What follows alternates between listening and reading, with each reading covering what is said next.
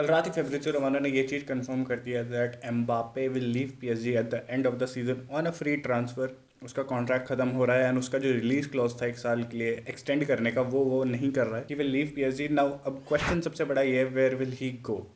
Will he go to Madrid, will he go to Liverpool, या किसी और premier league club में, Man City, United, Chelsea या Arsenal? कहाँ जाएगा वो? क्योंकि बहुत कम ही ऐसे क्लब्स हैं जो उसको अफोर्ड कर सकते हैं बेसिकली इस टाइम पे। एंड अभी मैड्रिड जाने की उसकी जो क्लियर जो न्यूज़ है वो नहीं आ रही है। सीधा मतलब अभी ये बताया जा रहा है कि उसका जो ऑन्ट्राज है they are not happy with the offer Real Madrid is offering him, क्योंकि वो काफ़ी ज़्यादा लेस है पीएसजी के ऑफर से। एंड इस वजह से अभी वो डाउट में है। एंड ऑन्ट्राज बेसिकली उसकी मॉम है अगर मैं बोलूँ तो, क्योंकि उसकी मॉम चाहती हैं कि एक अच्छा कॉन्ट्रैक्ट उसको मिले, पीएसजी से ज़्यादा अर्न करे या फिर एटलीस्ट उतना तो अर्न करे ही वो। एंड जो कि आई थिंक मेरे हिसाब से पॉसिबल नहीं हो पाएगा। सऊदी वो चीज़ कर सकती है क्योंकि सऊदी के पास पैसा है। बाकी इस टाइम पे वर्ल्ड फुटबॉल में तो आई डोंट थिंक कि कोई भी ऐसा क्लब है जो एम्बापे को वो सैलरी ऑफर कर देगा। तो आई थिंक बात एंड में यही है कि किसका कॉन्ट्रैक्ट सबसे ज़्यादा अच्छा होगा, किस क्लब का कॉन्ट्रैक्ट सबसे ज़्यादा अच्छा होगा, एम्बापे वहीं पे जाएगा मेरे हिसाब से। बात करते हैं किस किस कौन कौन से ऐसे क्लब्स हैं जो एम्बापे को साइन कर सकते हैं, क्योंकि ऑब्वियसली वेजेस ही देनी है,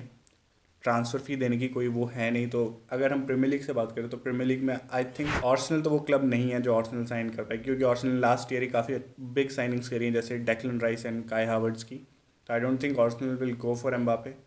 एंड उनको एक स्ट्राइकर चाहिए बेसिकली, उनको विंगर्स नहीं चाहिए। साका है उनके पास, मार्टिनेली अच्छा कर रहा है, देन ट्रोसार्ड भी है जो कि काफ़ी ब्रिलियंट कर रहा है। तो दे नीड अ स्ट्राइकर। तो बेसिकली वो तो इवान टोनी वगैरह के लिए ही जाएंगे। चेल्सी की बात करें तो चेल्सी साइन कर सकती है, बट चेल्सी के साथ प्रॉब्लम ये है कि अगर नेक्स्ट ईयर उन्होंने चैंपियन लीग के लिए क्वालिफाई नहीं किया तो वो एफएफपी में फंस जाएंगे, जहाँ उनके ऊपर 2 साल का ट्रांसफर बैन लगेगा। एंड उसके साथ ही साथ उनको 15 पॉइंट्स का डिडक्शन भी फेस करना पड़ेगा। तो चेल्सी के लिए एक बहुत ही ट्रिकी सिचुएशन हो जाएगी अगर वो एम्बापे के लिए जाते हैं एंड वो चैंपियंस लीग के लिए क्वालिफाई नहीं करते हैं। तो एंड जितना कंपटीशन प्रीमियर लीग में बढ़ रहा है ये चीज़ बहुत ज़्यादा मुश्किल हो जाएगी। प्लस अगर पोचेटिनो के साथ अगर वो कंटिन्यू करते हैं तो हो सकता है कि चैंपियंस लीग क्वालिफाई करने के जो चांसेस हैं वो थोड़े से कम हो जाए मेरे हिसाब से। तो I don't think Mbappe Chelsea में भी जाएगा। अगर यूनाइटेड की बात करें तो यूनाइटेड में अगर कतर आ जाती तो मेरे को ऐसा लगता था कि कतर के आने से एम्बापे आ सकता था, बट अब सर जिम रैटक्लिफ आए हैं। प्लस यूनाइटेड के पास सबसे बड़ी दिक्कत ये कि उनका जो वेज सम है वो बहुत ज़्यादा कॉम्प्लिकेटेड है, वो बहुत भरा हुआ है। बहुत सारे प्लेयर्स ऐसे हैं जो अभी भी एक अच्छा अमाउंट अर्न कर रहे हैं यूनाइटेड में एंड वो खेल भी नहीं रहे। फॉर एग्जांपल जेडन सैंचो अभी तक वो डॉर्टमंड में लोन पे गए हैं, बट 350K उसका जो 250K है बेसिकली उसकी जो मतलब वीकली सैलरी है, जो कि काफ़ी ज़्यादा है मेरे हिसाब से। एंड बहुत सारे मार्कस रैशफोर्ड हो गया, देन हैरी मगवायर हो गया, एंथनी मार्शल हो गया, सारे प्लेयर्स अभी भी क्लब में हैं। तो आई थिंक अगर यूनाइटेड चाहती है एम्बापे को लाना तो उससे पहले उनको ये जो प्लेयर्स हैं फालतू के इनको निकालना पड़ेगा, इनसे मूव ऑन करना पड़ेगा एंड उसके बाद ही दे कैन साइन एम्बापे। बात आती है मैन सिटी की, तो आई थिंक मैन सिटी एक ऐसा क्लब है जो नहीं कर साइन कर सकता है अगर चाहे तो, बट आई थिंक वो नहीं जाएंगे क्योंकि ऑलरेडी उनके पास एक अपकमिंग सुपरस्टार है Erling Haaland. And I don't think they will go for Mbappe. 2 superstars एक टीम में, आई थिंक ये थोड़ा रिफ्ट क्रिएट कर सकता है मेरे हिसाब से। आई थिंक ये अच्छा नहीं होगा एक टीम के उसके लिए, क्योंकि एम्बापे थोड़ा है सेल्फिश एंड एरोगेंट टाइप, तो वो ट्राई करेगा वो बेसिकली पास ना करना है, वो सब चीज़ें हमें देखने को मिल सकती है मेरे हिसाब से।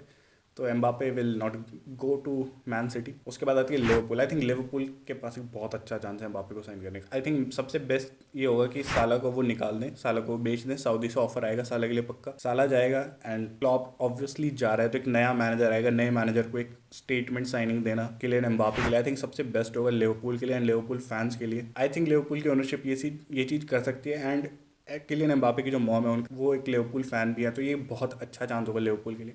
बट उनको साला को बेचना पड़ेगा मेरे हिसाब से। एंड अगर आई नो कि लिवरपूल के जो ओनर्स है वो थोड़ी चिंदी हैं, बट आई थिंक अगर वो साला को बेचते हैं तो ये चीज़ पॉसिबल हो सकता है that Kylian Mbappe can actually play for Liverpool. And हो सकता है लिवरपूल काफ़ी ज़्यादा ट्राई करे भी, क्योंकि obviously they wanted to sign Jude Bellingham, but Bellingham Madrid आ गया इस समर। एंड हो सकता है नाउ एक जो फेस होता है वो एम्बापे को बनाए एंड एम्बापे लिवरपूल में आए।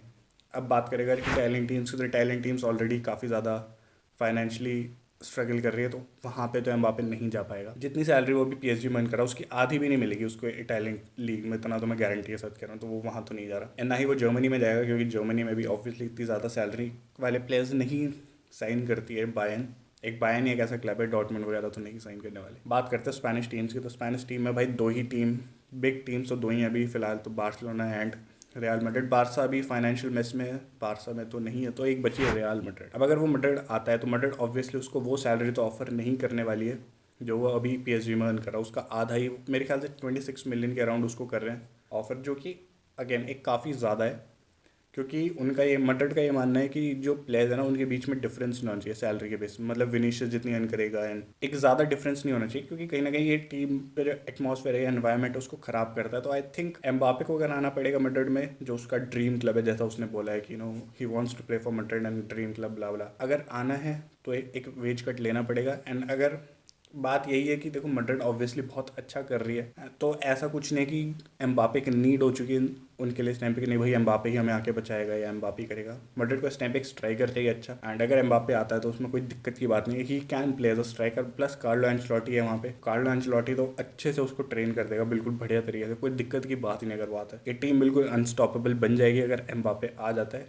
Vinicius, Bellingham, Rodrygo, Endrick and Kylian Mbappe, भाई भाई व्हाट अ फ्रंट लाइन। पहली बात तो मैं ऑलरेडी इतना एक्साइटेड हो रहा हूँ अगर एम्बापे आ गया ना भाई, कसम से भाई। अगर हम ट्रेवल नहीं जीते ना, मैं कसम से सांतियागो बर्नाब्यू आके जूते मारूंगा इनके, अगर हम ट्रेवल नहीं जीते एम्बापे अगर आ जाते तो। बट अगेन अभी मैं बिल्कुल मतलब इतना भी ज़्यादा एक्साइटेड नहीं होना चाहता मैं कभी एंड में जाके वो फिर से हमारा काट दें वो ना आए, तो वो भी एक चीज़ है। बट आई थिंक इस टाइम पे सिर्फ दो ही ऐसे क्लब हैं मेरे हिसाब से, एक लिवरपूल और एक मैड्रिड, जिन दो क्लब्स में वो आ सकता है, यही दो क्लब्स हैं। एंड आई थिंक इन दोनों में से अगर वो मैड्रिड जाता है तो उसके करियर के लिए ज़्यादा फायदेमंद होगा। अगर लिवरपूल की मैं बात करूँ, क्योंकि लिवरपूल का as you all know Klopp छोड़ के जा रहा है, तो एक नया मैनेजर आएगा, लिवरपूल किस मैनेजर को लाएगी, वो मैनेजर का उसका प्रोजेक्ट कैसा होगा, क्या होगा, कितने साल लगेंगे उसको वो प्रोजेक्ट फिट करने में, क्योंकि क्लॉप का जो प्लेइंग स्टाइल है अगर वो उससे बिल्कुल सिमिलर वैसा ही मैनेजर लाते हैं तो वो फायदेमंद है। नहीं तो अगर एक नया मैनेजर आएगा, उसकी नई फिलॉसफी होगी, वो उस फिलॉसफी को अपनी टीम में डालेगा, उसमें टाइम लगेगा। तो हो सकता है कि लिवरपूल का